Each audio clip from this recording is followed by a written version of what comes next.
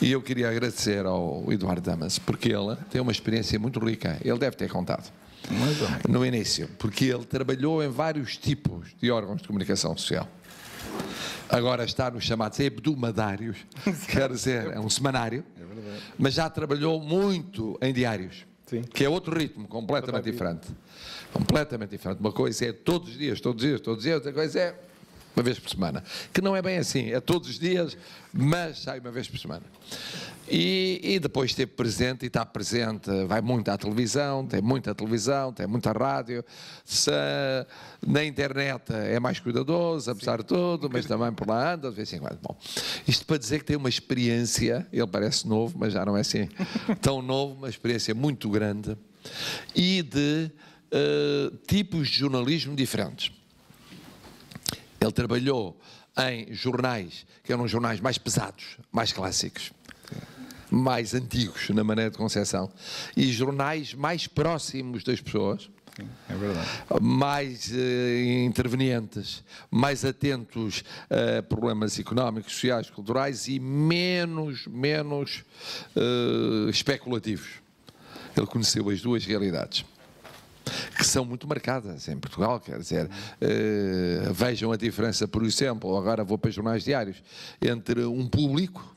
O Público é um jornal que pega a segunda, terceira, quarta página, até às vezes textos longuíssimos de análise de situação, e as notícias vêm depois, mais à frente, ou noutra localização, e, por exemplo, um Correio da Manhã, que tem as notícias e depois também tem opinião e tem análise, mas dá primazia às notícias. São estilos completamente diferentes, depois pelo meio há um jornal notícias, para dar um exemplo. Bom, há muitos estilos. Há bocado falava-se aqui, é sobre isso só que eu vou falar, porque eu lancei o tema, ou relancei o tema, da questão de o que fazer na situação presente da comunicação social. Não é um problema só português, mas em Portugal está mais grave, na minha opinião. E por toda a Europa, diferente de país para país, as mudanças tecnológicas, a internet, a rapidez da comunicação, quase instantânea, a necessidade de meios acrescidos, a começar por meios financeiros e meios humanos, complicou muitíssimo a tarefa dos meios de comunicação social.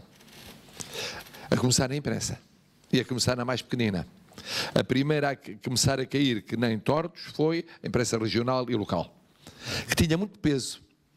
Havia muitos jornais a nível local, e que eram lidos, e que serviam para comunicar com os imigrantes, com a comunidade imigrante, e para dar notícias locais, mas ninguém dá notícias locais, alguns dão, mas não podem dar tão locais quanto isso. E essa imprensa foi a primeira a cair por uma coisa muito estúpida: cortaram-lhe o porto pago. Quer dizer, para chegar aos assinantes, para chegar via correio, havia o pagamento do porte, das despesas de transporte, isso foi cortado, foi sendo cortado, depois desapareceu. Isso matou logo uma data de jornais. É uma coisa tão simples, que é repor em parte. Esse tipo de ajuda é muito simples e pode ser importante, dir-se-á. Mas hoje já não me interessa a imprensa local e regional. As pessoas têm televisão, as pessoas têm rádio, as pessoas estão sempre ligadas àquilo que recebem no iPhone, ou nisto, ou no tablet, ou não sei quanto, portanto sabem, recebem os avisos de, olha, aconteceu isto, aquilo, ninguém vai ler em impressão. Mentira. O país é velho. É um país envelhecido. Os mais velhinhos têm, apesar de tudo, ou tinham a tradição da leitura da imprensa local e regional. E esses mais velhinhos já são muitos, até demais, no sentido, não, ninguém os quer matar, coitados, mas, entre eles me conto eu, mas o que é facto é que pesam muito na estrutura da sociedade portuguesa e também não podem ficar num gueto. E os imigrantes também não podem ficar num gueto nas informações da sua terra. E, portanto, como é que se pode ajudar? E depois há o seguinte, mesmo os mais novos, o simples facto de participarem na imprensa local e regional, que em muitos casos se ligou a rádios locais, era uma maneira de se interessarem pela comunicação social. Em meios, nomeadamente no interior ou nos interiores, onde isso era importante. Logo, há razões sociais para pensar como é que vamos, com um pequeno gesto, ajudar essa imprensa. Mas depois, não é só essa imprensa que começou a cair que nem tortos, a imprensa nacional também. Também porque, de facto, o que aconteceu é que teve muita dificuldade em adaptar-se à internet, o chamado online. Começou por fazer o online gratuito e as pessoas habituaram-se ao online gratuito. Eu vou lá e vejo, e não pago. Depois, a certa altura, passou a ser pago uma parte. As primeiras 5 linhas são gratuitas. Depois, quer ler mais, paga. As primeiras 10 são quer ler mais. E a pessoa diz, não, chega-me. Eu leio estas, tenho uma ideia vaga, vejo os títulos, vejo isto, não vou pagar. Depois apareceu mais, que é se eu pagar um X, tenho a ter acesso a não sei quantos órgãos de imprensa. Mas por um lado é dinheiro, sobretudo ou para os muito mais velhos ou para os muito novos. E por outro lado é complicado, para que é que eu vou fazer isso? Vou, não vou, vou, não vou. Quem está em contacto com essa comunicação social todos os dias faz. Quem não está, não faz. E portanto o online não compensou a perda em papel. Os jornais, em muitos casos, deixaram de vender em papel, mas disse, mas foi compensado no online. Nos casos sim, noutros não. Na maior parte não. O online não compensou.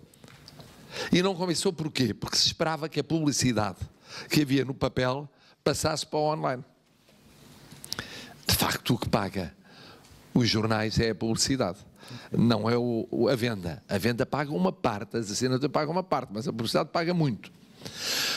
Como isto calhou com uma crise muito profunda que foi a vivida desde praticamente o começo do século, significa que a expectativa de não, eu vou ter publicidade na internet que me compensa a que perco no papel. Não aconteceu. Mas a saída da crise não deu a subida da publicidade que se esperava. É verdade. Isso é que foi uma surpresa. As pessoas disseram, foi a crise, não há publicidade. Onde é que se corta? As empresas pensam, onde é que se corta? A publicidade. Não, temos que guardar para, ou é alguma publicidade. Canalizamos para, conforme os produtos, a televisão, ou certas localizações na televisão, ou noutro caso, nos jornais para certas campanhas. Mas a rádio perdeu imenso na publicidade e muita imprensa perdeu muito na publicidade. E depois muita televisão. Teve que fazer preços de saldo. Para conseguir cativar a publicidade, teve que baixar as tabelas. E, portanto, a receita global não compensava. Qual é o problema? O problema é que acabou a crise. Mas a saída da crise é muito lenta. Esta ideia de que um dia abrimos a janela e dissemos, é sol, já não chove mais, acabou a crise, somos felizes, isso não há. A crise é uma saída muito lenta, a saída da crise é muito lenta e não é igual para todos. Há uns que saem primeiro e outros demoram muito tempo a sair e outros nem saem mesmo. E na publicidade isso viu-se. E de repente começaram a fechar,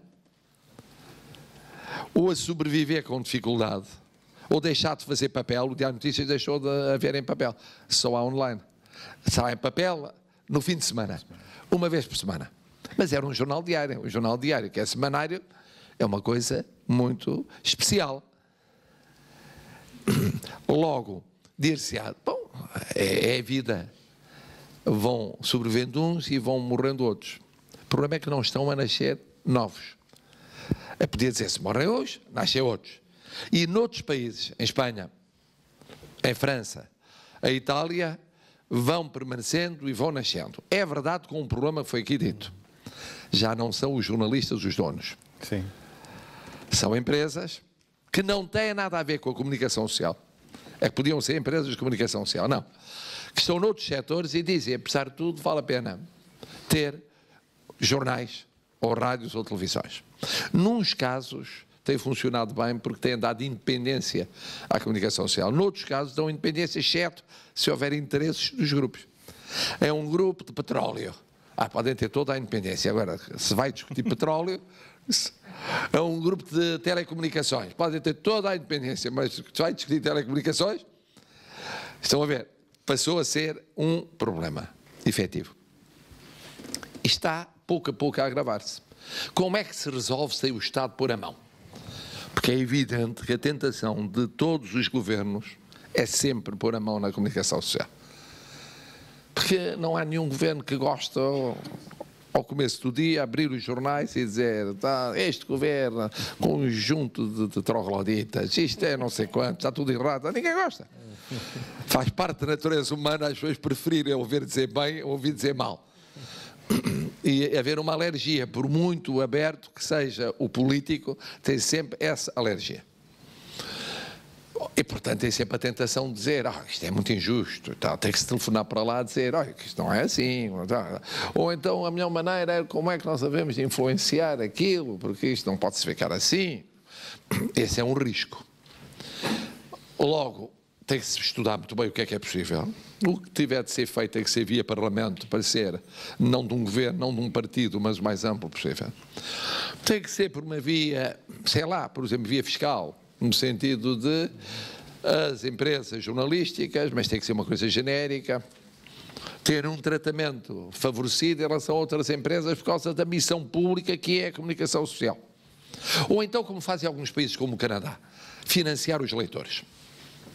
Pagar a assinatura aos jovens, entre tantos e tantos anos de idade, para os habituar a ler. Eles depois podem ler ou não ler, mas têm, de acordo com critérios isentos, objetivos e tal, têm acesso à leitura sem pagar, enquanto estudam. Pois, e têm acesso quer no online, quer no papel, como queiram. Quer online, é online. Quer no papel, é papel. Aí está. Apoio à formação. Um dos problemas que há hoje, sobretudo nas televisões, é mais até que nas rádios, é que, para não encarecer os custos, há muita gente nova, muito boa, que vai saindo da formação. E então entra como estagiária, mas depois ninguém lhe pode garantir um lugar muito tempo. Portanto, eu lembro que muitas vezes, quando era colaborador na televisão, eu, semana sim, semana não, tinha caras novas. E estavam por lá uns meses, depois desapareciam e vinham outras caras novas. Porquê? Porque é uma rotação muito grande, muito interessante, mas muito precária. Então, apoio, porventura, à formação e à canalização desses novos formandos. Porque haverá sempre os jornalistas que não são os jornalistas, seguem. Eu não sei se o seu caso também é o seguinte, não teve curso de jornalismo. Não, direito. Eu nunca fui jornalista, mas foi quase como se fosse. Nunca pude ter carteira, porque como ganhava mais fora do jornalismo, isso não dava para ter carteira de jornalista na altura. Ganhava mais porque era professor de Direito e tinha os parceiros jurídicos.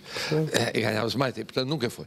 Mas deve ter gasto ou ganho mais tempo a trabalhar na comunicação social do que em parceiros jurídicos, que não é aulas, não preparação de aulas, também dá muito trabalho. Mas isto para dizer que há ainda esses que vão por vocação. Mas hoje há cada vez mais quem saia de cursos de jornalismo. Estimular os cursos de jornalismo, encontrar uma maneira de apoiar que não tenha a ver com posições partidárias, políticas e tal. Isto devia ser estudado. Porque o meu medo é o seguinte, é que de repente comecem a morrer os jornais e depois as rádios. Depois haja uma parte do país que deixa de ter vozes locais para defender o seu ponto de vista. Os jornais nacionais podem dar algum espaço. Alguns têm a tradição até ter edições mais especiais, ou para o Norte, ou para o Algarve. O Correio da Manhã tinha uma edição para o Algarve, ou o jornal não tem o Público, uma edição mais para o Porto, outra mais para Lisboa, ainda tem, bom. Mas isto vai ser cada vez mais difícil. A primeira coisa que desapareceu foram os correspondentes locais. Vão desaparecendo. Portanto, essa parte só é notícia quando há tragédias ou algo assim muito mais grave. É mau. Há partes, por exemplo, de que não há notícias. Das regiões autónomas é raríssimo haver notícia. Raríssimo. Passam-se dias em que não há notícia. Não ser algo particularmente grave, veio uma tempestade, veio um ciclone, isto é empobrecedor. E o meu medo é que, fechando órgãos de comunicação social, a democracia se vai empobrecendo. Porque precisamente, como aqui foi muito bem explicado, eles são a garantia do espírito crítico, do controle, do escrutínio, daqueles que são poder político a vários níveis. Isso é muito mau. É empobrecer a democracia. E quando se empobrece a democracia, Depois o que acontece é que o grau de exigência dos políticos vai baixando. Se não há controle, vai baixando. Se eu não sou controlado, se eu puder fazer com menos trabalho e com menos exigência, faço com menos rigor, trabalho e exigência. Vai afastando dos cidadãos, vai afastando das pessoas. E as pessoas, a certa altura, começam a dizer: os políticos são isto, os partidos são isto, estas instituições eu já não me reconheço nelas. Me surge a tentação de dizer que queremos uma coisa diferente. Muito bem, a democracia é o reino da diferença. E podem aparecer realidades diferentes. Ora, o que nós não queremos é que essas realidades diferentes corram o risco de serem antidemocráticas. Quer dizer, a pretexto de serem diferentes, digam: bom, olha, vamos, mas é para... Porque é muito tentador dizer o seguinte: para resolver os problemas do país, suspende-se a democracia durante assim uns anos. E depois recomeça. Só que sabe-se como é que se suspende e depois não se sabe quando é que acaba a suspensão. Suspende-se um dia, suspende-se isto, cala-se este jornal, cala-se este político, cala-se este partido e tal. E depois quando é que volta a haver? E isto pode parecer do outro mundo, mas há, mesmo na Europa, quer dizer, não há noutros continentes, mesmo na Europa, países em que há correntes de opinião muito fortes, que dizem: os tribunais, porque é que os juízes são de ser independentes? São nomeados pelo governo. Pronto. Mas há países na Europa que a questão se coloca. Isto não é ficção. Muito bem, o Ministério Público investiga e tal. Porque é que realmente há de ser autónomo? Não tem nada a ser autónomo. Isto acabou. E vai-se num caminho progressivo. E nesse caminho progressivo acaba-se num partido único, acaba-se no controlo por uma minoria de pessoas do poder político. Isto não é ficção, está a acontecer na Europa, este tipo de tropismo. Diz-se: bom, mas Portugal, nós somos uma democracia muito nova, não vamos esquecer o passado, nós não vamos deitar fora a democracia e tal. Mas mais vale prevenir do que remediar. Porque se criarem condições, entre elas a fraqueza da comunicação social, causas semelhantes dão efeitos semelhantes.